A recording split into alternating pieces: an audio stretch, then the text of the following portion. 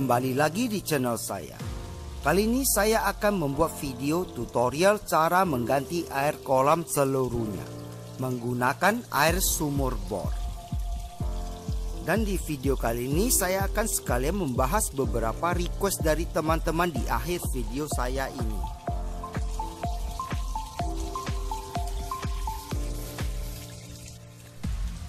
Ini adalah kondisi kolam saya saat ini, di mana air sudah nampak hijau semuanya.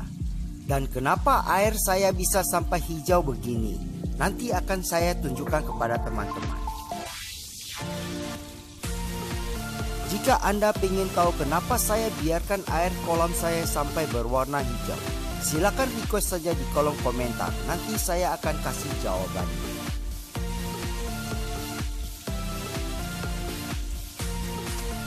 Dan ini adalah request dari teman-teman yang masuk pada video saya. Dan nanti saya akan bahas satu persatu di akhir video ini.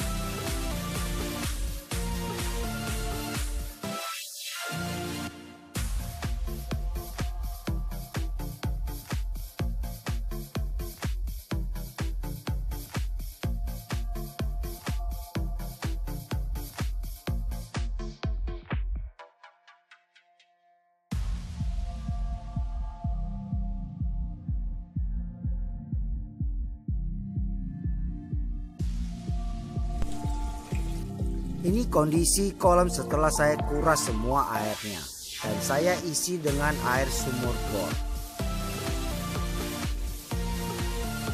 Dan saya akan mengisi air kolam ini sampai level ini. Saya sengaja meletakkan kolam saya setengah indoor dan setengah outdoor. Dalam artinya kolam ini setengah terkena sinar matahari langsung, termasuk juga air hujan.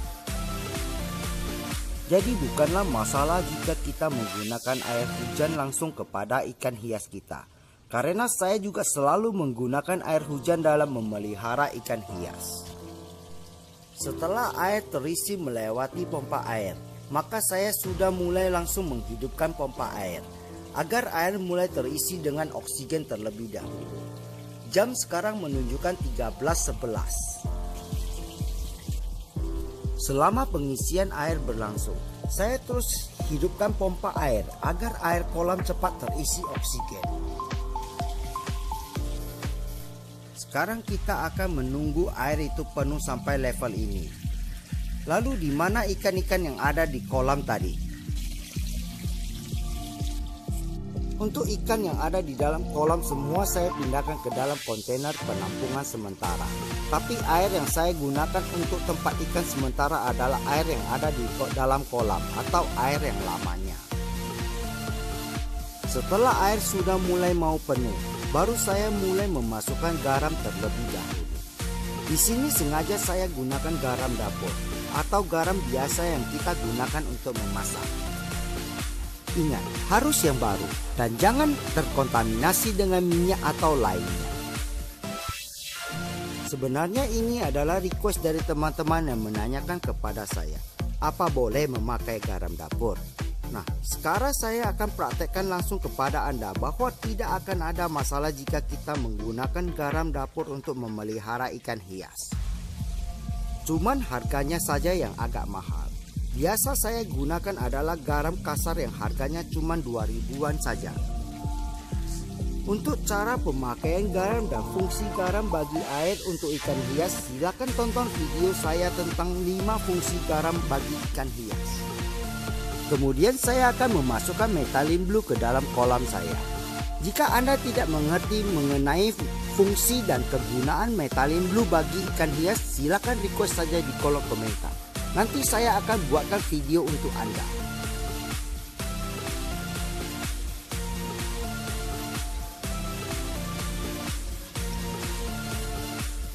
Sekarang air sudah terisi penuh sesuai dengan level yang saya tentukan.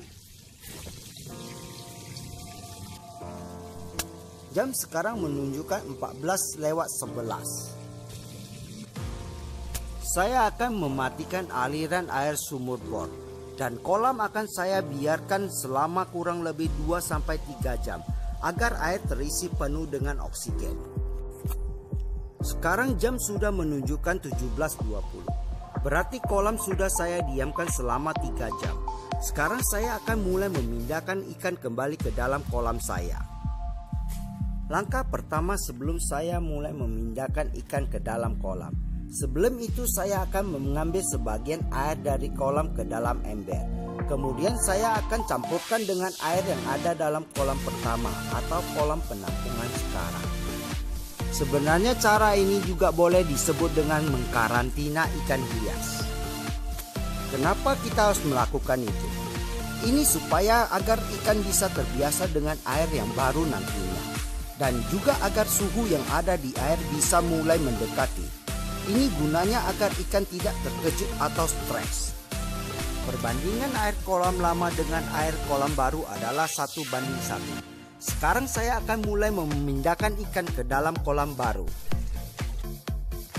Oh iya, bagi teman-teman yang dulu pernah nonton video unboxing ikan koi di channel saya, ini adalah sisa dari ikan tersebut, di mana adalah kesalahan jika kita memelihara ikan koi dalam ukuran yang terlalu jauh.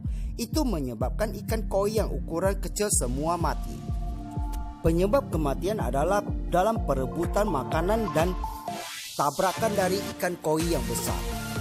Jadi usahakan jika kita mau memelihara ikan koi, ukuran untuk ikan tersebut adalah sama rata ataupun boleh lebih kecil sedikit saja. Sebagian lagi ada yang lompat keluar dari kolam.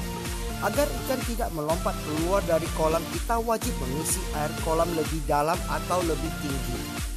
Karena dengan air kolam yang terlalu rendah akan membuat ikan mudah terkejut dan akan melompat keluar dari kolam. Jadi usahakan air di kolam harus tinggi. Semakin tinggi malah semakin membuat ikan koi tidak mudah terkejut dan melompat keluar dari kolam. Semoga info saya bisa bermanfaat bagi teman-teman. Bagaimana menurut teman-teman dengan warna pada ikan koi saya? Jika Anda ingin tahu cara membuat warna ikan koi tetap cerah dan bagus, silakan saja request di kolom komentar. Nanti saya akan buatkan videonya. Jangan ragu untuk bertanya pada channel saya, karena setiap request yang masuk pada channel saya pasti akan saya bahas semuanya. Walaupun yang Anda tanyakan mungkin hal yang sepele atau mudah, tapi pasti akan saya buatkan video untuk kalian semua. Terima kasih kepada teman-teman yang sudah request dan mendukung channel saya selama ini. Sekarang saya akan mulai membahas request yang masuk ke saya satu persatu. Request pertama, kalau punya ikan, terus airnya dikasih garam dapur dengan keadaan ikan masih di dalam air, apakah boleh seperti itu? Atau ikannya harus dipindahkan dahulu? Boleh saja, tidak ada masalah. Jika kita memberi garam langsung ke dalam kolam ataupun akuarium tanpa memindahkan ikannya, karena ikan juga mau memakan garam tersebut dan itu juga tidak ada masalah. Sebenarnya pemakaian garam itu hanya diperlukan di saat kita mengganti air di akuarium atau di kolam saja. Jika penggantian air cuma setengah saja, boleh langsung ditaruh ke dalam.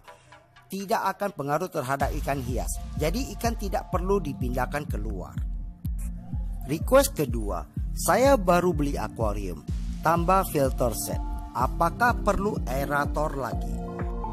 Sebenarnya jika kita sudah memiliki saringan air, tidak perlu lagi adanya aerator juga tidak ada masalah. Karena mesin saringan juga sudah bisa menghasilkan oksigen di dalam air. Cuma alangkah baiknya jika kita tetap memiliki air pump. Karena saya pernah kejadian mesin saringan aerator saya mati di saat listrik mati. Ketika listrik hidup kembali, tapi mesin saringan saya tidak berjalan atau berfungsi karena terjadi penyumbatan kotoran maupun sampah pada baling-baling mesin sehingga menyebabkan ikan saya mati semuanya. Jika kita tetap ada air pump, maka tidak akan terjadi hal semacam itu. Menurut saya, lebih bagus jika kita sudah mempunyai aerator. Akan lebih bagus lagi ditambahkan air pump juga untuk mencegah hal yang akan terjadi terhadap saya. Request ketiga, keempat, dan kelima adalah sama. Yang ketiga, bagaimana kalau seandainya dengan air hujan? Mohon penjelasannya.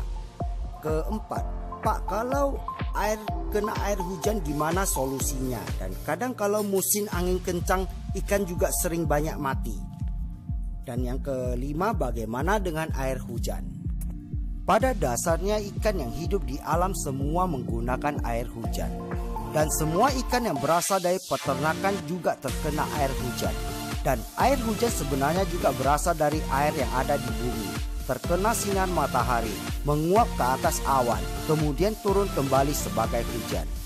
Di sini kolam saya juga selalu terkena air hujan dan tidak akan ada masalah terhadap ikan hias.